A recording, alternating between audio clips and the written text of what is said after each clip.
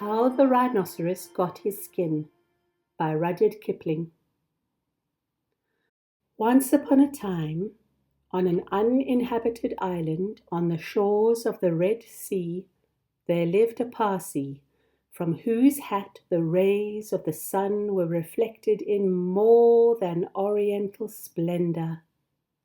And the Parsi lived by the Red Sea with nothing but his hat and his knife, and a cooking stove of the kind that you must particularly never touch.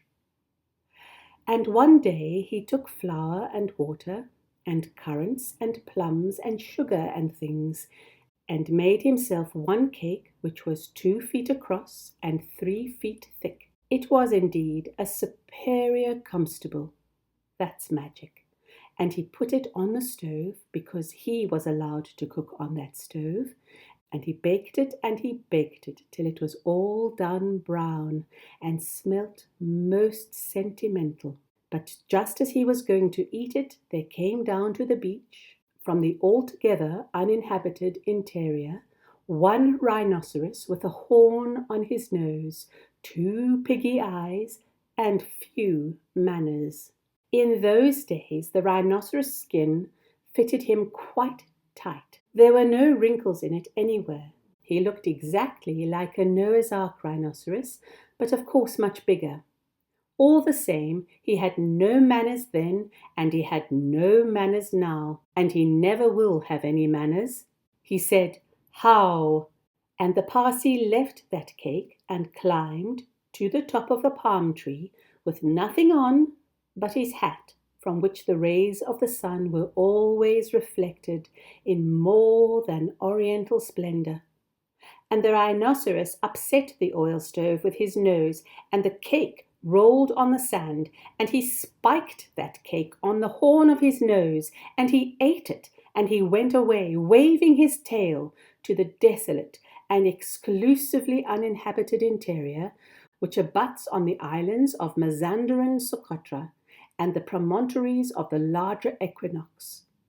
Then the Parsi came down from his palm tree and put the stove on its legs and recited the following shloka, which, as you have not heard, I will now proceed to relate. Them that takes cakes which the Parsi man bakes makes dreadful mistakes.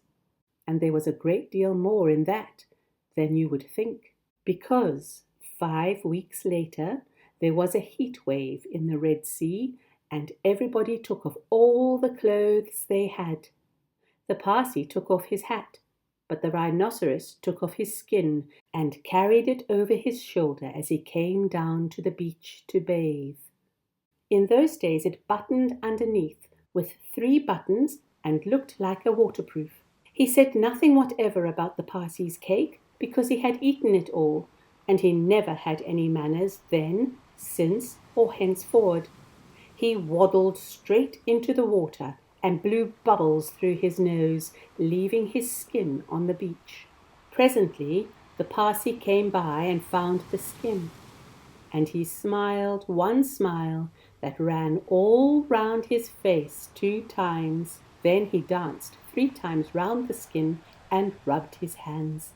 Then he went to his camp and filled his hat with cake crumbs, for the Parsi never ate anything but cake, and never swept out his camp. He took that skin, and he shook that skin, and he scrubbed that skin, and he rubbed that skin just as full of old, dry, stale, tickly cake crumbs, and some burnt currants as ever it could possibly hold. Then he climbed to the top of his palm tree and waited for the rhinoceros to come out of the water and put it on. And the rhinoceros did. He buttoned it up with the 3 buttons, and it tickled like cake crumbs in bed. Then he wanted to scratch, but that made it worse. And then he lay down on the sands and rolled and rolled and rolled, and every time he rolled the cake crumbs tickled him worse and worse and worse. Then he ran to the palm tree and rubbed and rubbed and rubbed himself against it. He rubbed so much and so hard that he rubbed his skin into a great fold over his shoulders, and another fold underneath, where the buttons used to be, but he rubbed the buttons off, and he rubbed some more folds over his legs, and it spoiled his temper, but it didn't make the least difference to the cake crumbs. They were inside his skin, and they tickled. So he went home very angry indeed, and horribly scratchy.